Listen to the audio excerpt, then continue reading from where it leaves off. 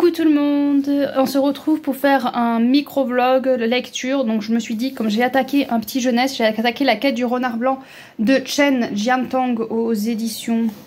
Je crois que c'est aux éditions France Loisirs. Vu que j'ai qu'une main et que je tiens le téléphone avec l'autre, j'arriverai pas à ouvrir. Mais il me semble que c'est aux éditions France Loisirs. Donc La Quête du Renard Blanc, je viens de regarder, en fait c'est en 2 tomes. Et comme je vais prévu de les lire en février, je me suis dit que j'allais enchaîner les 2 tomes et que j'allais faire un petit vlog sur cette saga. Donc dans La Quête du Renard Blanc, on est avec... j'ai déjà perdu son nom, Dila. Dila, qui est un petit renard tout heureux, tout joyeux. Il a sa maman, son papa, enfin ils vivent le bonheur parfait. Sauf que malheureusement, il y a un chasseur qui va tuer ses parents. Et sa mère, juste avant de mourir, va lui confier une boîte avec un pendentif dedans, on le voit autour de son cou. Et elle va lui dire, voilà, et ce pendentif va te diriger vers le bonheur. Grâce à ça, tu vas pouvoir te transformer en humain et tu seras plus en sécurité. Et donc le renard blanc part dans la quête et va faire des rencontres d'autres personnages, d'autres amis, animaux. Et petit à petit, il va avancer et évoluer dans sa quête. Il va rencontrer aussi des humains, il va avancer. Et j'ai trouvé ça très beau, très bien. Alors l'écriture est très simpliste, voilà, c'est un jeunesse avec une écriture très simple, ça se lit tout seul, voilà, c'est vraiment très simple, les tournures de phrases sont très simples, donc même si vous avez voilà un jeune de 8 ans qui lit très bien, il peut y aller direct dedans, voilà, et c'est sûr qu'il fait 220 pages, il n'y a pas d'image, mais si il lit bien, il peut aller dedans parce que c'est vraiment très simple, il y a des mots très simples, enfin vraiment il y a aucune complexité là-dedans. D'ailleurs par moments ça me manque un peu parce que je me dis voilà, c'est vraiment un peu trop simple des fois. Mais c'est en jeunesse, donc c'est normal. Ça ne devrait pas poser problème. J'aime beaucoup parce qu'on touche plein de sujets. On a touché... Le sujet, ben voilà, il va faire une quête pour devenir humain, mais du coup, il s'interroge, est-ce qu'en devenant humain, il va pas devenir comme eux? Il se dit, voilà, en devenant humain, je serai tout puissant, j'aurai la force, justement, de protéger les animaux, mais est-ce que, ben, ça va pas me changer et me faire devenir comme eux, méchants? Il s'est rendu compte aussi qu'il y avait pas forcément que du mal, il y a des humains qui sont positifs aussi, il y a du bien et du mal. Donc on a ça, on a le côté bien et mal, donc chez les humains, chez les animaux, voilà, on rencontre du positif et du négatif. Ça j'aime beaucoup, j'ai apprécié. On a des interrogations, voilà, sur la peur. Voilà, par moment il se met en danger, il est bloqué par la peur. Par moment voilà, le courage l'emporte pour atteindre un objectif. À un moment, j'aime beaucoup. J'ai lu 130 pages, ça se lit vraiment tout seul. Hier soir, je l'ai attaqué, voilà, j'ai dégommé le livre. Donc j'aime beaucoup. Après, voilà, ça reste du jeunesse. Donc si vous êtes adulte et que vous n'avez pas tendance à lire du jeunesse, ça va pas vous plaire. Si vous avez tendance à lire du jeunesse qui est un peu plus travaillé, pareil, ça risque de ne pas vous plaire. Parce que là, c'est du jeunesse, voilà, des phrases simples, une histoire simple. C'est un renard qui part dans une quête, qui va rencontrer des amis sur sa route et qui va continuer sa quête. Donc c'est assez simple. Mais ce que je trouve bien pour les jeunes, c'est que justement ils vont lire, ça va pas être compliqué, les mots vont pas être compliqués, les phrases ne sont pas compliquées à comprendre. Et en plus, il y a des petites valeurs comme ça de bien et de mal, des petites valeurs de solidarité, d'amitié. Donc voilà. Donc j'aime plutôt bien. Et comme j'ai vu que c'était qu'en 2 tomes, je vais enchaîner les 2 tomes pour voir si comment ça se finit, comment ça se continue. Mais pour l'instant, voilà, c'est un très bon jeunesse, je trouve. Après, c'est sûr, faut pas chercher, voilà, à ce que l'enfant apprenne du vocabulaire avec ce livre-là. Non, il apprendra pas du vocabulaire. Il va juste passer un bon temps avec cette histoire à avancer, à évoluer et à combattre, à combattre ses peurs, à combattre ses inquiétudes, à se faire des questionnements tout au long de son avancée. Voilà, donc je vais continuer ça et je vous tiendrai au courant par la suite, quand j'aurai fini ce tome-là et quand j'aurai attaqué le 2e. Coucou tout le monde, on se retrouve pour le petit vlog que je fais sur La Quête du Renard Blanc. Alors j'ai fini le tome 1 que j'ai beaucoup aimé et sur la fin on enchaîne direct avec le tome 2. Donc c'est très bien que j'ai décidé de les lire à l'affilée parce que c'est vraiment, voilà, c'est vraiment une suite directe. Et si jamais les enfants lisent le tome 1 puis laissent traîner du temps et ne lisent pas à l'affilée, il y a un petit résumé du tome 1. Donc j'ai trouvé ça très bien. Donc dans ce tome 2 on continue sur la lignée du 1. On est toujours sur cette question du bien et du mal. Est-ce qu'on peut mettre toute une espèce dans le même panier? Voilà, j'aime beaucoup ce raisonnement là. On est avec le renard, nos 3 amis qui continuent leur route et ils rencontrent d'autres animaux. Et je vais vous lire le petit passage là parce que je le trouve très parlant. Chaque vie animale a de la valeur. Ne respirons-nous pas tous le même air? Ne buvons-nous pas l'eau des mêmes rivières? Il n'existe pas d'espèce supérieure. Aussi, après m'être enfui, je me suis juré de punir les hommes et de me battre contre eux jusqu'à mon dernier souffle. Et donc voilà, donc c'est vraiment un passage que je trouve très parlant parce que justement on est avec le fait que tous les animaux sont égaux. Et il y a un truc qu'il faut pas oublier, c'est que les hommes, donc nous, hein, parce que je suis quand même, je fais partie de cette espèce-là, nous sommes aussi des animaux et donc il faudrait peut-être arrêter de se croire supérieur et de vouloir à tout prix être au-dessus des autres parce que non, nous sommes des animaux, nous sommes à la même hauteur que les autres, donc il faudrait peut-être arrêter de se croire tout permis. Donc voilà, donc j'aime beaucoup, ça apporte de belles valeurs. Par contre, c'est une écriture très simple comme je vous ai dit, mais il y a des petits passages un peu durs parce qu'on a eu un passage là où il y a du sang, il y a des combats, il y a des morts. Donc voilà, si vous faites lire vos enfants, faites attention à ce qu'ils peuvent supporter, parce qu'il y a quand même des petits passages un petit peu difficiles. Donc si c'est des enfants très sensibles, faites attention, voilà, faites attention quand même. Donc j'aime beaucoup, je vais continuer, c'est vraiment un petit livre jeunesse, je trouve, qui porte quand même de belles valeurs, et qui peut, voilà, qui est vraiment très simple. Après c'est vrai que en tant qu'adulte, il y a des passages sur le tome 1 où je me suis dit, bon bah c'est bon, tu nous l'as déjà dit, tu répètes, parce que ça se répète, voilà, ça nous redit régulièrement ce qui s'est passé au début du livre, par exemple, quand le renard blanc va rencontrer quelqu'un et on lui demande de raconter son histoire, il va raconter son histoire. Bon, c'est sur un petit paragraphe, il va pas tout nous détailler, mais du coup on revient un petit peu sur ce qui s'est passé régulièrement. Donc régulièrement on nous remet des choses en mémoire. Donc c'est bien pour les plus jeunes parce que du coup ça permet de pas avoir oublié des éléments, parce que s'ils mettent, voilà, moi c'est sûr je le lis très très vite, mais si les plus jeunes vont peut-être mettre plus de temps à le lire, du coup régulièrement on leur remet les idées en place. Donc ça c'est plutôt pas mal pour les plus jeunes. Donc je vais continuer et sur ma lancée. Après aussi on parle, ça me fait penser à la légende des 4 que j'ai lu et qui, voilà, c'était les yokai qui se liguaient ensemble pour exterminer la race humaine. Et là on parle aussi des hommes qui ont exterminé certaines espèces et du coup on est avec des animaux qui veulent du coup exterminer, enfin combattre ces humains.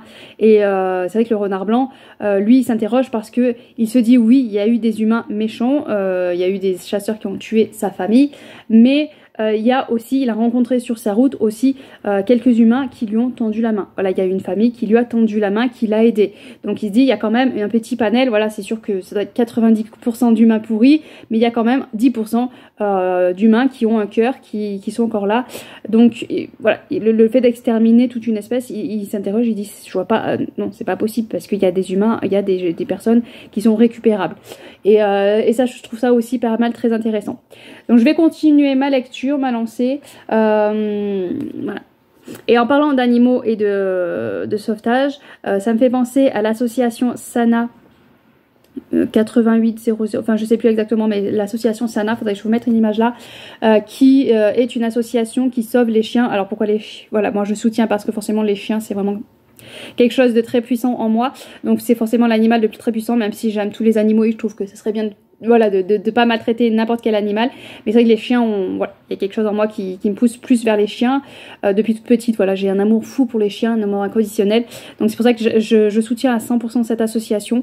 N'hésitez pas à faire un don, même voilà, même moi je le dis, eux ils le disent aussi, même un don de 1 euro, ça permet, voilà, de petit à petit d'avancer dans leur quête.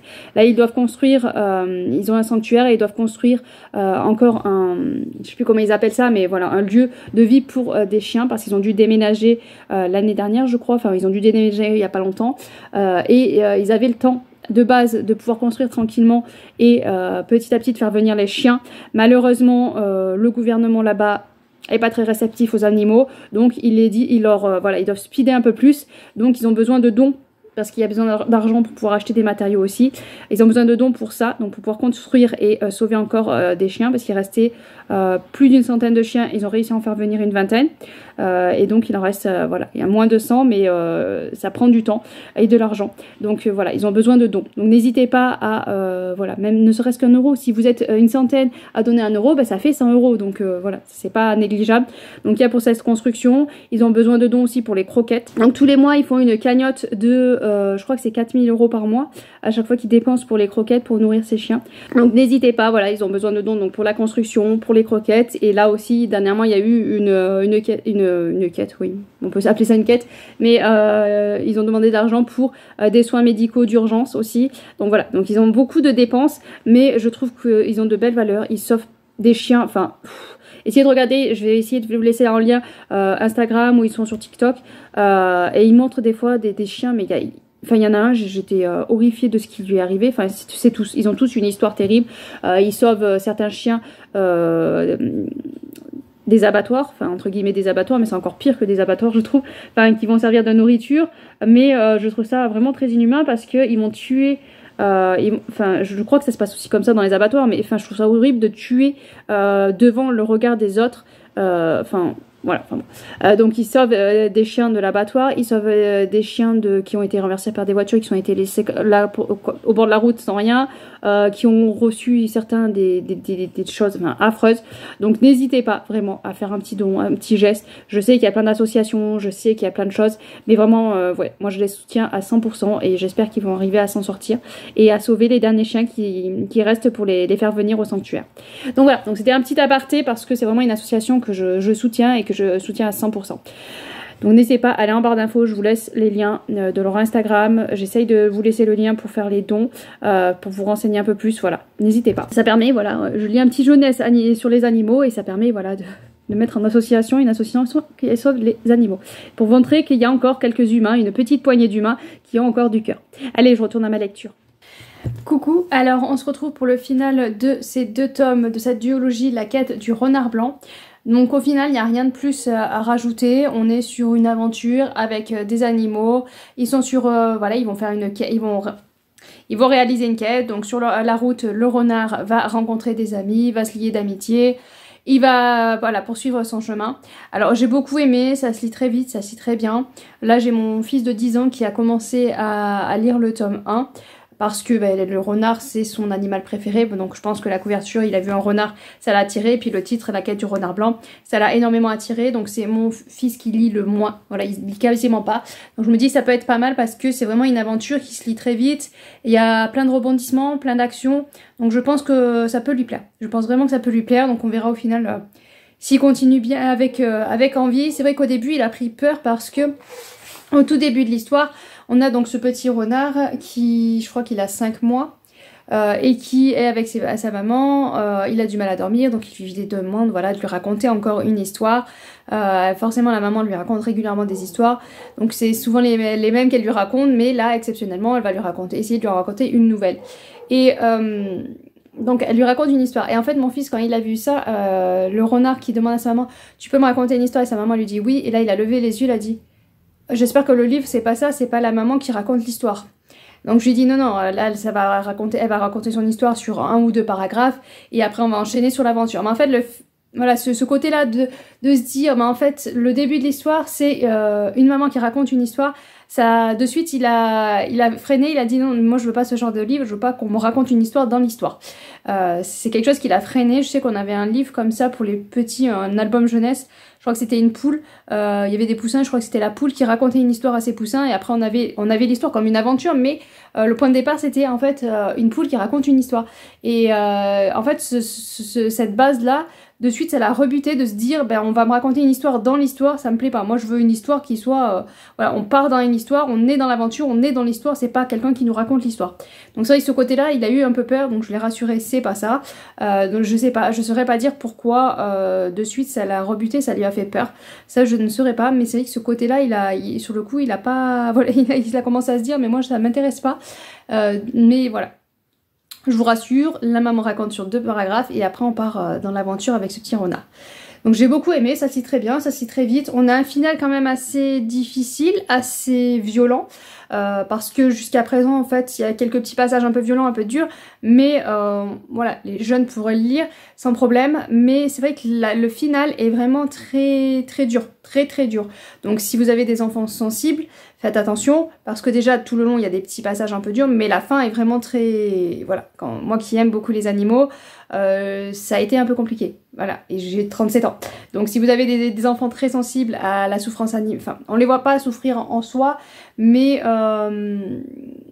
les enfants qui arrivent à imaginer comme moi, voilà, qui arrivent à voir les choses, ça risque un petit peu de les choquer parce qu'il y a des petits moments assez durs avec des chasseurs, avec des bagarres d'animaux, enfin voilà. Donc sachez qu'il y a ça à la fin qui est un peu... Voilà, il y a des petits passages tout au long, mais la fin est vraiment très... Voilà, ça a été un peu dur pour moi. Donc sinon, très très belle histoire que je ne peux que conseiller à vos plus jeunes. Après, il faut pas oublier, si vous êtes adulte, que vous dites ça peut être pas mal, c'est du très jeunesse. Voilà, c'est un livre que ma fille de 7 ans pourrait lire. Bon, voilà, comme je vous dis, accepter les passages un peu difficiles, mais elle sera en capacité de lire ce genre de livre. Après...